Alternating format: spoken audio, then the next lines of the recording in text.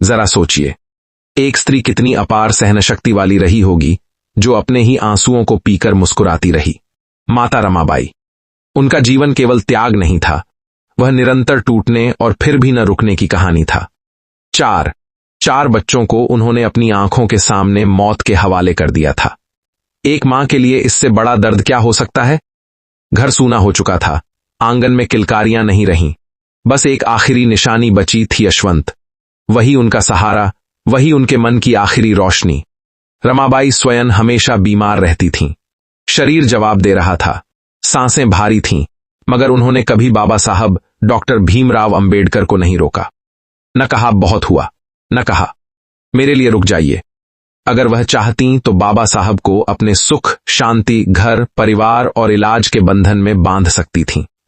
अगर रमाबाई ने अपने दर्द को केंद्र बना लिया होता तो शायद अंबेडकर का संघर्ष यहीं थम जाता, और तब क्या दुनिया को वह महान विद्वान, वह संविधान निर्माता मिल पाता। रमाबाई की आंखों से आंसू बहते थे, लेकिन उनके होंठों पर शिकायत नहीं आती थी।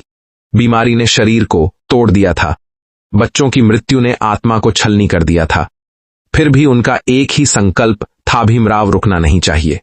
वह जानती थीं, उनका निजी दुख अगर लक्ष्य बन गया तो समाज का भविष्य अंधेरे में चला जाएगा।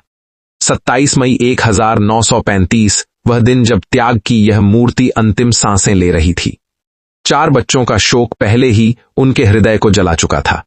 चारपाई पर लेटी रमाबाई के हाथ में बाबा साहब का हाथ था। आंखें कमजोर थीं, मगर उस आखिरी स्पर्श में भी विश्वास था। अचानक वह हाथ ढीला पड़ गया, हाथ में रह गया और जीवन उड़ गया, सदा के लिए। बाबा साहब वहीं बैठे रह गए। उन्हें उसी क्षण एहसास हो गया, अरमा अब नहीं रही। जिसने अपना जीवन, अपने बच्चे, अपना स्वास्थ्य, सब कुछ उनके सपने के लिए अर्पित कर दिया, वह आज खामोशी से विदा हो गई थी। रूढ़ियों और पाखंड को मिटाने वाले बाबा साहब ने अपनी पत्नी का अंतिम संस्कार भी सामाजिक बेड़ियों को तोड़ते हुए अपने बेटे यशवंत से करवाया। श्मशान से लौटकर वे टूट गए। कई दिनों तक घर से बाहर नहीं निकले, न भोजन न पानी, एक कमरे में अकेले, बस रमाबाई की स्मृतियों के साथ। यह उनके जीवन का सबसे बड़ा आघात था। संविधान की रचना बाद में हुई, लेकिन रमाबाई का जाना वह पीड़ा थी जो अंत तक उनके भीतर धड़कती रही। आज इतिहास के सामने खड़ा वह सवाल जो हमें भीतर तक हिला देता है, क्या अगर माता रमाबाई ने अपने स्वास्थ्य की चिंता की होती, अपने दर्द को प्राथमिकता दी होती, तो क्या डॉ भीमराव अंबेडकर दुनिया के महानतम विद्वान और भारत के संविधान निर्माता बन पाए होते। दोस्तों, ये जानकारी आपको कैसी लगी? कमेंट में अपनी राय जरूर दें तथा कमेंट बॉक्स में जय भीम लिखें।